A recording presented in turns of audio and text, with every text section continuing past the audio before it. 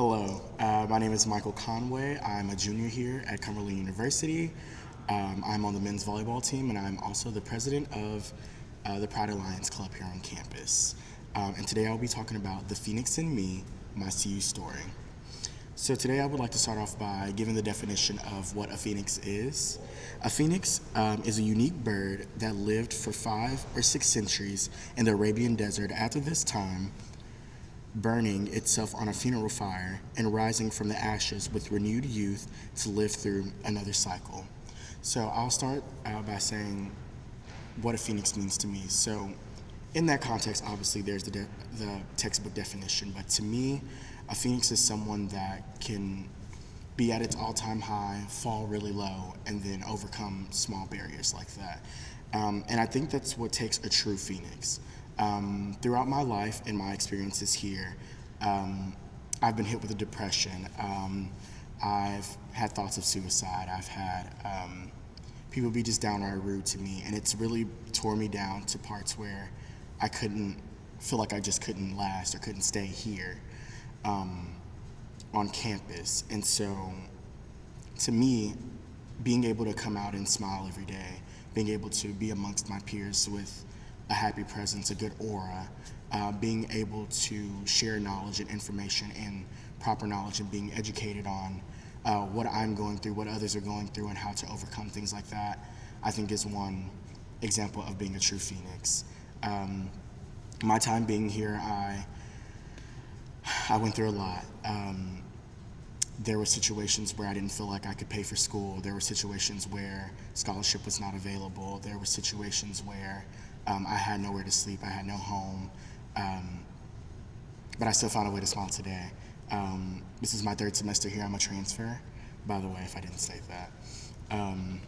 There's been times where I've lingered and clinged to faculty that I felt had in my best interest, to name some: Bryce Holmes, Katie Strawby, Michael Rex, Summer Vertrees. These are also some of my professors and my advisors here on campus, but they look out for me in the best of my interests. Anytime that I've had a problem, any dispute with myself, with others, they've always been there to guide me and help me through this tough time. But they've also showed me that I need to accelerate. In order to accelerate and elevate myself, I need to learn how to deal with situations on my own. And that's okay. I'm also here to say that it's okay to not have everything planned out. Just because I'm the president does not mean my grades are always good. Just because I'm the president does not mean that everything's fine and dandy, everything's running smooth. Like, there's things that I go through on top of that that help me become who I am today. A little back history. So I grew up in Houston, Texas, really big city, a very open and accepting city of my sexuality, of my skin color. It was just a blessing in disguise. My parents were accepting of me and who I am, family members, close family members, distant family members, etc. Coming to Tennessee has been hard for me. I've been racially profiled locally within the city. I've been called a faggot. It's not my favorite word, but it's a word that's used. I've racial slurs here and there, even when we did the I Am March, or when we did the anti-racial movement march, someone even stopped and said, Breonna Taylor deserved to die. And things like that, in a situation like that, they hit me harder, because I'm not only a black male, but a gay black male, and I see these things personal every single day. But again, a way to overcome that, and what's helped me here at Cumberland, was my peers. So I surround myself with positive people, people that uplift me and accept me for who I am, people that reach out to me also and are accepting of the hands that I'm reaching out. There's faculty that comfort. So I want to thank President Stum as well for reaching out to the student body population and just the world, and letting him know that he does accept me, because it's no longer about just one separate group. As a black male, we are still all individually picked for certain purposes. So I know that even though he's speaking to the general public, I know that he cares about me. He's met with me multiple times and just talked to me about, how am I doing? And that means a lot. Most faculty and staff, they'll see you high and by, but they never stop to ask, like, how are you doing in today's society? Because in today's society, I am a target. In today's society, I am underlooked. I am the underdog in the situation. Even if that, I'm not even in the running to be a contender. And so when someone can truly care about you, that's what, I think that's what matters the most. Being here at CU with faculty, I feel that it's important for us to educate everyone and not some, if that makes sense. So if you have an issue and you're strong about an issue, you should, put that out there and let us know that you care, because there's a lot of times where we're gonna think certain things, but it's, again, showing. Being upfront about it, being vocal, being verbal, and it's not just a Black Lives Matter, All Lives Matter thing. It's everyone matters, because it takes all of us to live here. We're the world. We are the world. One thing that I for sure like about CU and my time here is that we've been allowed to express ourselves in any way possible, every shape possible, put on events for the student body, interact as we should, and just love one another. I haven't experienced blatant hate on campus ever. No one's ever been disrespectful to me here. No one's ever called me out of my name from what I know. No one's ever discriminated against me that I know. So I can live with that. I mean, I'm happy to be here. Another thing that I would like to point out is who you are as a person, being knowledgeable of who you are, how you are, and accepting who you are. So it took me a long time to accept the fact that I was gay, and being told that it's wrong. Growing up in a Baptist church, like from kindergarten to like my senior year of high school, which is 18 years in total, it was always looked down upon, of you being different or being like the other or liking the opposite sex, whatever the case may be. And I'm here to let you know it's okay. Whatever your faith is and whatever you believe in, hey, by all means, everyone has their purpose and their opinion. But to me, I feel like God loved me because he wouldn't have made me. I think that a lot of times you have to be open, be honest, and surround your people with the same mindset. So it made it easier for me to come out to my parents when I had my group of friends that were like, that showed up to my house with me, that took me out to a dinner and made me feel comfortable, rehearsed what I had to say, went through all of these options, because there is a hit or miss. My parents could have disowned me, not loved me, kicked me out of the house, done all these things, but instead my mother and my father comforted me. They hugged me and told me it'll be okay.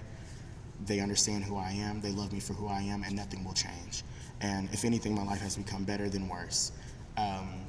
From the help of my teammates at every school that I've been to, this is my third institution. Being me has never been a problem, and I also appreciate that. Because again, it makes it easier. If you're finding yourself in that hole and not being able to be yourself, it's the people surrounding you. It's not only you. Because if you can't freely express yourself around the people that you're with, then are they really your friends? I don't think so. Back to my time at CU. So I have had bad grades. I have been on the verge of failing, not being able to play my season. And with those things, it not only lets my family down, my team down, the institution down, because I'm doing them an injustice, but it lets myself down. Because if I know that I'm serious about my athletics, I need to be as serious about my academics. I also want to thank Michael Rex again for being the best advisor that I can have, and also being able to tell me, get your shit together. By all means, just be the you that you can be. Be the best you that you can be, because no one's made perfect. Everyone has imperfections, but everyone is made great in some way, shape, or form. So use what God gave you. Use those abilities to overcome and push through. Michael Rex, I'm a creative writing major, so Michael Rex is my advisor through the creative writing department. I also want to thank Katie Strawby. Katie Strawby is the Res Life director here on campus in Labrie. When I first tried to come here, I called her and Bryce Holmes every single day. I mean, 2 or 3 times a day, making sure that my appeal letter was in to get into the school, making sure that making sure that everything was good, that I had money here, that I had a place to stay, that I paid this access fee, that I've paid all these other things that everyone goes through. So I'm not going through anything spectacular. But just making sure that they have my best interest, and they've never once been annoyed with me, never once discredited me for who I was, or trying to, it'll all be okay. Like, they've actually showed me proof that, hey, everything that you are going through and everything, we're gonna get you here. We're gonna get you here. That's been the message since application. We're gonna get you here. Wherever you were, obviously that wasn't the place for you because you wanna be here so bad, and this is where home should be. And it should feel like home. So again, thank you, Bryce, and thank you, Katie. To my professors, I wanna say thank you so much for dealing with me. It's hard for me to express, and also it's hard for me to do this, guys, so bear with me, but it's hard for me to express internal things that are going on with me, and that's something that I'm working on. Like I said, I've dealt with depression, suicide, and it's things where outside occurrences happen, many different things, so I put myself in this hole to where my teachers don't know what's going on because they see the potential, but then it's the lack of effort. So where do we meet? I want to thank the counseling center that's above in Labrie for allowing me to come and vent, just say whatever and however I need to say, getting all those things out, getting those frustrations out. And if you're having problems like that, trust me, you're not the only one, and seek help, because it does help.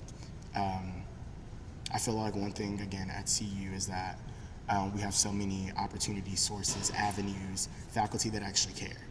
Because I don't know how many campuses, even in my high school, middle school days, that I couldn't beg a faculty member to care for me. Go to a faculty member when I had a problem. If it wasn't about school, then it was school and home. School and home, but this is your home. And faculty that don't reach out to kids and see how they're doing, let's start. Because there are kids that we let slip away, those transfers, those kids that commit suicide, whatever happens, you've done them an injustice by not speaking to them and seeing if they're okay. Because people do deal with internal conflict. And not discrediting any faculty, I'm sure that you guys go through a lot as well, especially during this time, during a pandemic. I want to thank my coach, Coach Barb, even though we had a rough start and everything wasn't as all glitter and gold as I wanted it to be. It worked out for me in the end. I've grown to love my teammates. I've built a name for myself here on campus through volleyball. It's given me opportunities here in Nashville to play with higher up people. It's allowed me to grow the game and grow my game as an individual. And without him facilitating and him giving us that guidance, I wouldn't be able to do it. I want to say thank you for fighting for me. Thank you for getting me here, because without you helping me here, I wouldn't be able to tell my story. I want to thank Ron Pavin for being a great athletic director and helping me admit here.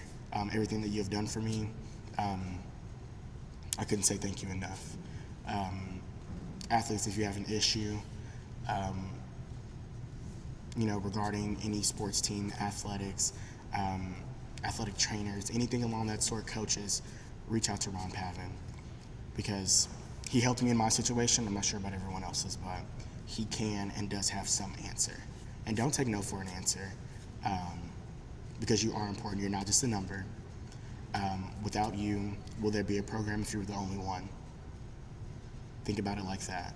If you were the only athlete in your program and we only needed one, if you were unsatisfied, will there be a program?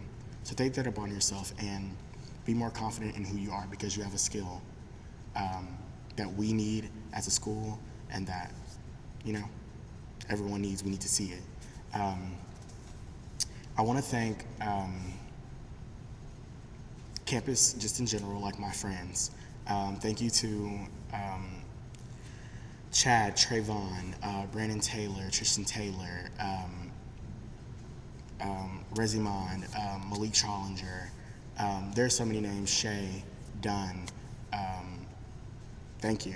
thank you for being my backbone. Thank you for listening to me when I needed help. Thank you for being my shoulder to cry on. Thank you for letting me vent to you about my problems. I also want to thank the football team for putting on the anti-racial movement march. I want to thank Futuro and other organizations that helped put on the I Am March, because those are things that I'm proud of to say that I went to a school that did. Obviously, we're all on social media, we're all on these apps, but I've yet to see another school to do something like that. And that is the one time I can say here at my time at CU where I felt like we were all one, regardless of my issues, enemies, conflicts with others. I felt as one body. I didn't feel as if we were individuals at that point, and I thank them again. I want to thank Dr. King for being motivational to me every day and letting me know that I am a strong black male, that I am important, that I am going to be someone, that I have something to show the world, because I am the change. I want to thank everyone that came out. I want to thank all races.